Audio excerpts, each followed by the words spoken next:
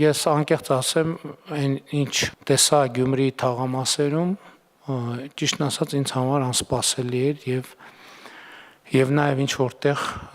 որտեղ տենց շոկային ազդեցություն ես չի կարող պատկերացնել, որ այն երկիրը, որտեղ ես վարչապետ եմ, մասնավորապես 58 թաղամասում կարողան լինել այդպիսի վիճակում գտնվող բակեր, փողոցներ, որը խայտառակ տեսարաններ է։ Մենք պետք է գտնենք ձևերը, որ եթե անհրաժեշտ է, իհարկե ես ասել եմ, որ կարծում եմ, որ Գյումրիին պետք է մենք հնարավորինս արագ ունենանք արտահերթ ընտրություններ, բայց միջև էլ թեկուզ շրջանցելով տեղական ինքնակառավարման մարմիններին, մենք պետք է այնտեղ արագ գործողություններ իրականացնենք այսօրվանից սկսած մենք պետք է հասկանանք ինչ ենք անում եւ մասնավորապես տարեկան մեր 500 կիլոմետր ճանապարհների շրջանակում տարեկան 25 կիլոմետր մենք պետք է իրականացնենք